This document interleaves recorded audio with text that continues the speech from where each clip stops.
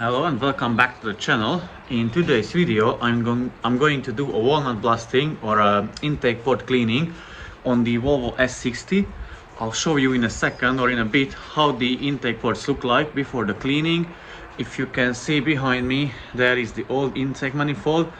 I'm going to remove the swerve flaps from it and show you how to do it, remove the actuator, show you how to do it, clean the manifold, show you how to do it, but just only for the sake for you, so that you are able to get the job done at home yourself.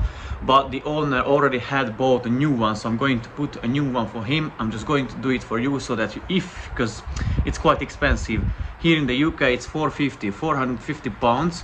So if you cannot afford it, so that you know how to clean it, how to remove it or disassemble it.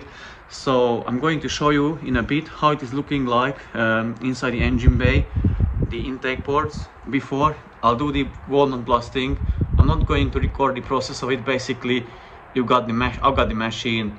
I do a lot of on 2.2 Sky Active Mazda, so I'm going to do the same, walnut blast it, and I'll show you only the results. Once that's done, I'm going to clean the EGR valve with a carbon cleaner, a spray, and then the EGR cooler, the same method. And also I'm going to use the ultrasonic bath to submerge it in it, and then clean it, leave it there, I don't know, maybe 3-4 goes, and check back for the results.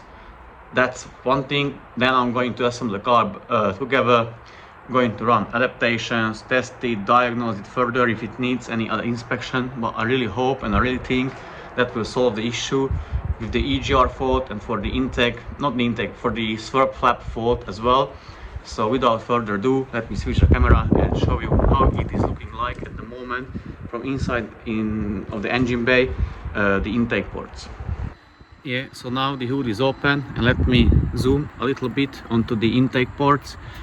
I'm not saying they look too bad or that bad, but obviously it would benefit the cleaning. Let me try to focus.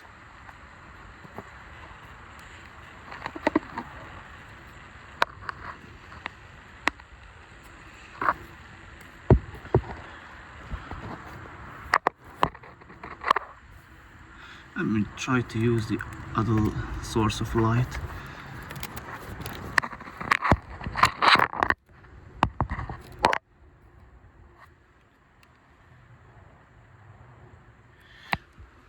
Anyways, you get the idea. So basically I'm going to walnut blast it, and obviously when you do it, the valves need to be in a closed position. So how you do it: in manual cars, we are going to lift one side of the car, engage the fourth gear. While turning the wheel, it will turn the crankshaft, so open and close the valves. We're going to check which ones are open or closed. Once we verify them, if they are closed, we are going to work only on the closed one, obviously. So we're going to do that. If you happen to have an automatic car, don't worry, you just need to turn the crankshaft by the bolt, and basically that's it. So here is the setup, some part of the setup.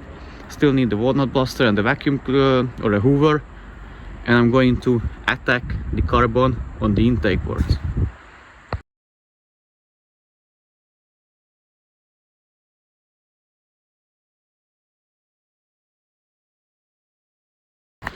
Okay, so we have done 6 ports, and I just wanted to show you like how it is looking like, what's the difference. So those 2 are not done, and the rest of the 6 are. So I just wanted you to see that what you can achieve if you have like a proper tools or good tools. So yeah, those 2 weren't done, and those 6, yeah, with a walnut blaster.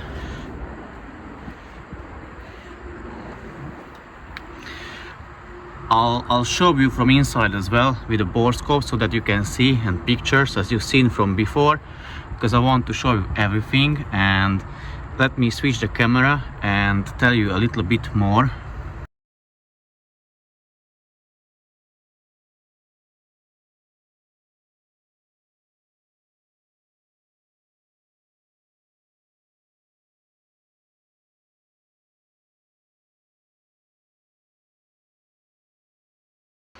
So as you could see from the footage, it is not 100%, and I don't even want to claim that it is 100%.